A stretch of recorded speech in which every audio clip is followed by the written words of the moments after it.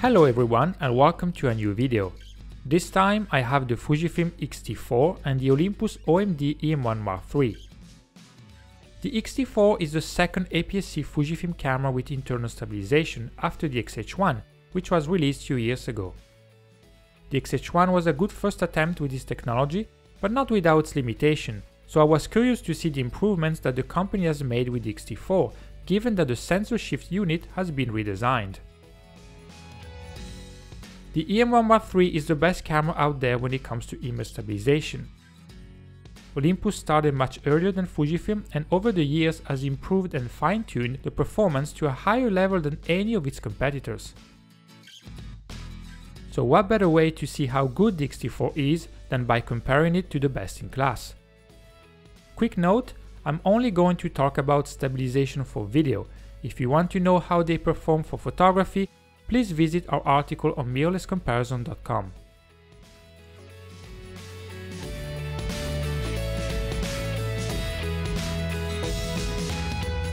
Let's kick off with some specs and information. Both cameras have IBIS or in-body image stabilization that works on 5 axes, and these are roll, pitch, yaw, X, and Y. The sensor floats on a special mechanism and allows the camera to move the sensor to compensate for camera shakes. The E-M1 Mark III has a rating of 6.5 stops of compensation by CIPA standards. Now this rating refers to stills, meaning that you can take a shot with a shutter speed 6.5 times slower than a normal shutter speed if you didn't have stabilization. For example, if we consider 1/50th of a second safe for a 50mm equivalent focal length, this means you can take the same shot at around 1.6 seconds and get a sharp image. This doesn't tell the full story, especially for video, but it's a start to get a rough idea. The 6.5 EV rating is for the sensor stabilization alone. With a lens that has optical stabilization, such as the 12-100mm f4 Pro, the rating goes up to 7.5 stops. This means the camera uses both the pitch and yaw of the optical stabilization in addition to the axis on the sensor to improve the performance, and this is especially useful for telephoto lenses. The X-T4 on paper has the same rating as the M1 III, and that is 6.5 stops with the sensor alone. Now this rating changes depending on the lens used. There is a table you can consult on the Fujifilm website, but for example the performance is at its best with lenses such as the 35mm 1.4, the 8-16mm 2.8 and many others, whereas the rating drops by 0.5 or 1 stop with other lenses such as the 90mm f2 or the 16-55mm 2.8. For this video I made sure to rent Fuji lenses that would give me the highest rating possible so that I could get the best performance. With a lens that has optical stabilization, the X-T4 doesn't increase the rating like the Olympus does. In fact, with telephoto zoom lenses the rating decreases a little. I'm not sure why that is. I can only imagine that the camera can't exploit the axes on both sensor and lens completely or as efficiently as the Olympus does. The X-T4 and E-M1 III have different sensor sizes, so when choosing the focal length to work with, I prioritized having the same field of view on both cameras, which is the only way I was able to properly compare images side by side and evaluate them. Each camera has different settings for image stabilization. You can use the sensor movement alone or add electronic stabilization, which crops the field of view a little bit. It's a 1.1 times crop for the X-T4 and about 1.9 times for the M1 Mark III. Fujifilm calls this DIS, whereas on the Olympus it's MIS1, with MIS2 meaning sensor only.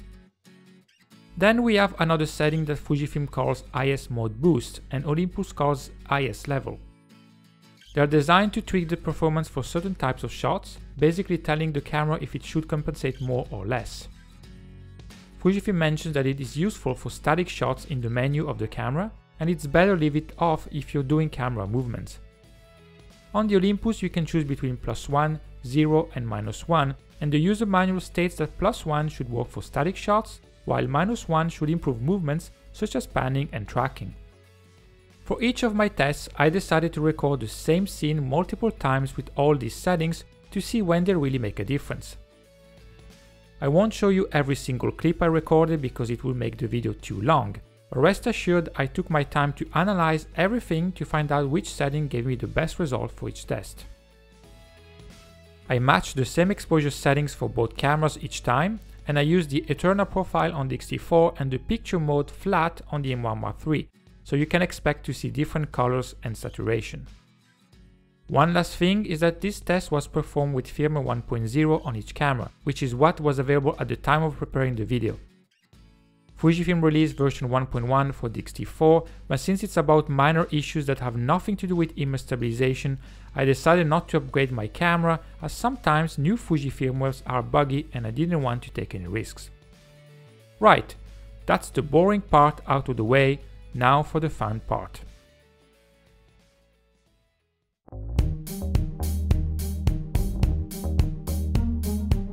We start with a fixed shot indoors just to warm up, using a mid-focal length corresponding to a short telephoto.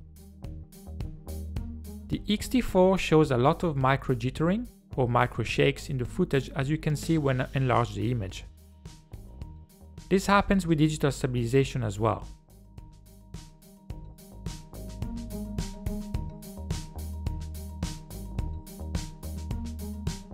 Activating the IBIS mode boost setting doesn't seem to improve the performance in this case.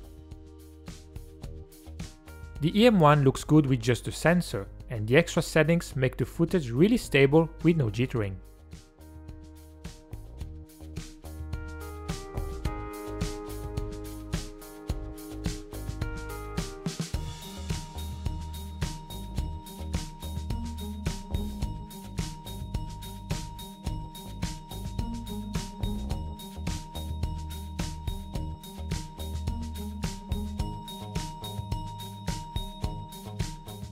Now we up the game with a 200mm equivalent shot.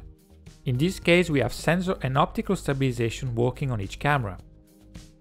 The Fujifilm 50-140mm 2.8 has the highest rating of 6 stops among telephoto lenses with the X-T4, and that's what I used. Again, lots of jittering on the Fuji camera. Digital stabilization and IBIS boost help to improve the result a little. But the E-M1 does a better job once again. You can already see this without the extra settings and there is no jittering.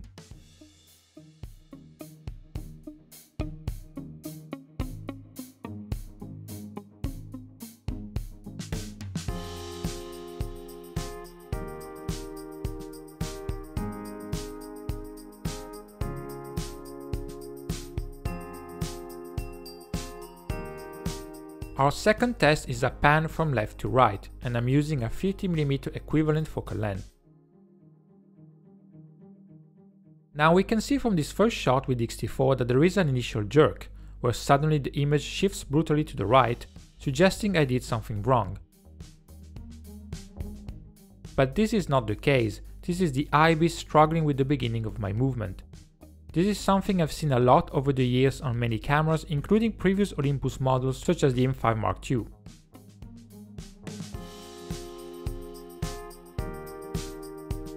It's difficult to get rid of that on the X-T4. I managed only once by starting extremely slowly, but most of the time I got this abrupt start as well as an abrupt ending. Another thing is that with sensor only, there is a bit of movement up and down, so overall it is not super stable. Digital stabilization doesn't really help, whereas the IBIS boost mode minimizes those vertical shakes a little.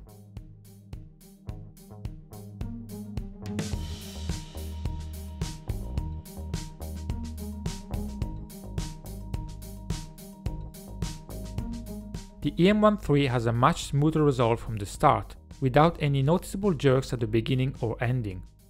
Even if I pan quicker, there is no distracting jerk.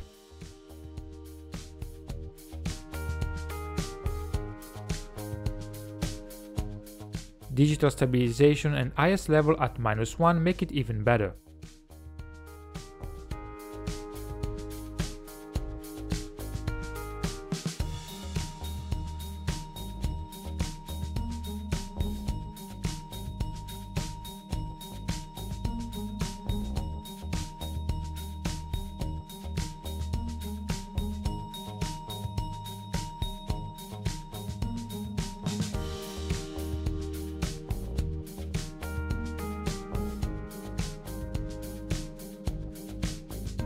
If I try sensor plus optical stabilization, it doesn't make a big difference on the Olympus. The only thing I would advise is leaving the IS level to -1 at all times. With the X-T4, however, IBIS and OES improved those vertical movements we were seeing with the sensor alone.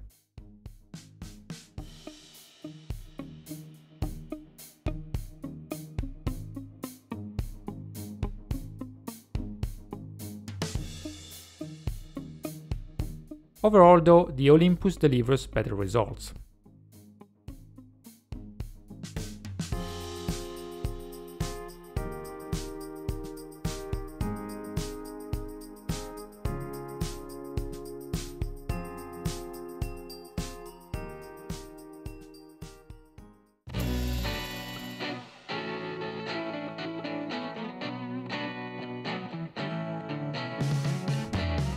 Now we're outside working with the cameras.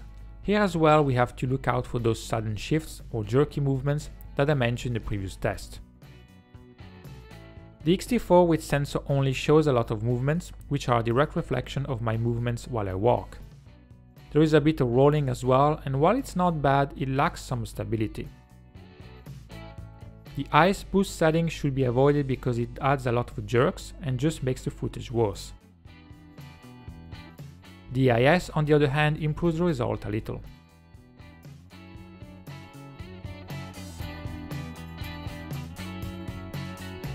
The E-M1 III is already better with just the IBIS working alone. There's a bit of gel effect in the corners, which I'll talk about later on, but other than that the footage is more stable. The IS level setting is not really necessary, and here as well electronic stabilization gives us the best results. If we compare the two cameras with the best settings on each, the E-M1 still wins, but the Fuji doesn't look too bad by comparison.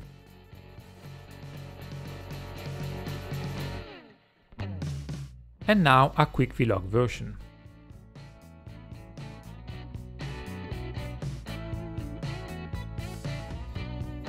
I did the same test at 28mm and changed lenses to see if IBIS plus optical stabilization would make a difference, and it does a little, but I wouldn't call the improvement a game changer. That said, some moments of my work with the E-M1 are nearly perfect.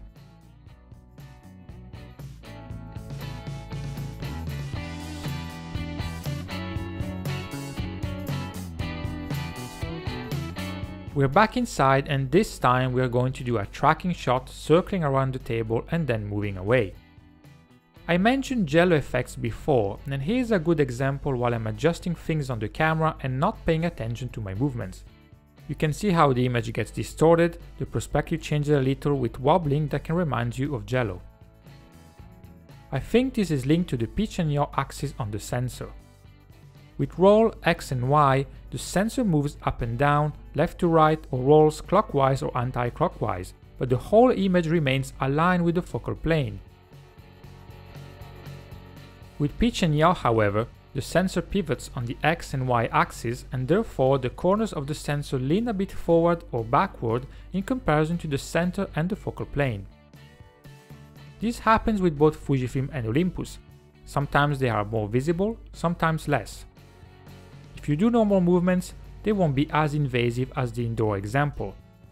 Back to our walking shot, if I zoom in on the corners, you can see that there is a bit of gel effect there. I would say in this specific shot it is a bit more visible on the Olympus.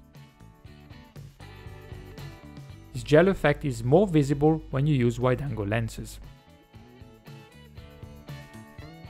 Back to our tracking test, the X-T4 shows some jerkiness once again and also some tiny vibration in the image.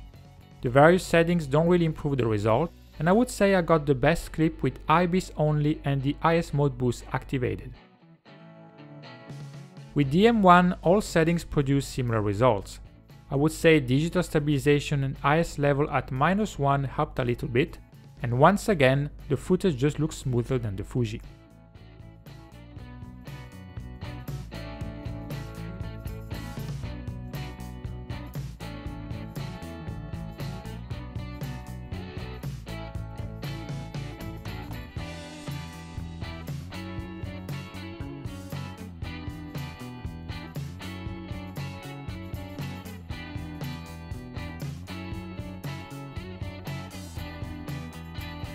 If we use optical stabilization in addition to sensor stabilization, there are fewer vibrations on the X-T4, so the footage looks better.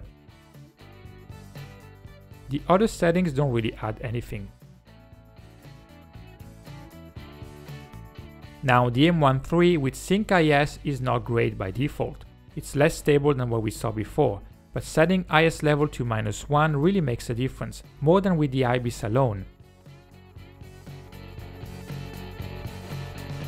And once that is done, guess what? The Olympus does a better job once more.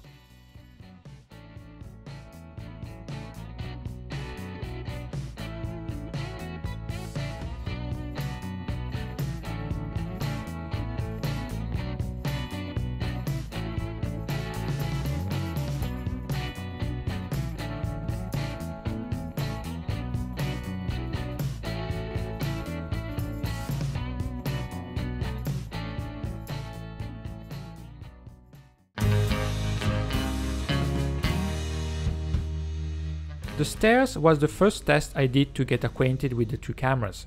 I tried different focal lengths starting from 18mm equivalent and up to 28mm.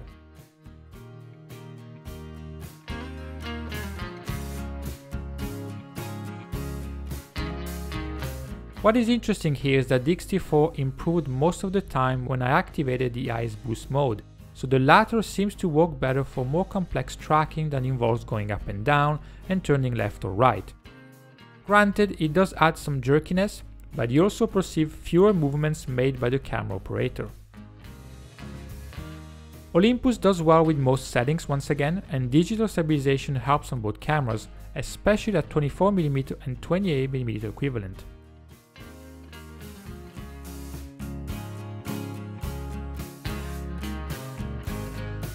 The E-M1 came out as the winner once more, but the X-T4 managed to impress me a couple of times, like in this shot here at 28mm equivalent, where it actually gave me better footage than the E-M1 III, for the first and only time.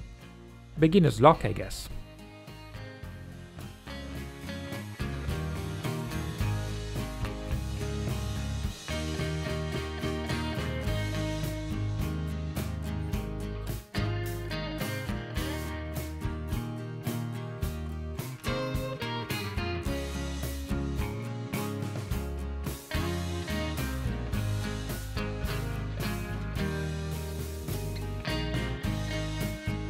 So overall, as you have witnessed, the E-M1 Mark III and I would say Olympus in general remains the brand to beat when it comes to image stabilization.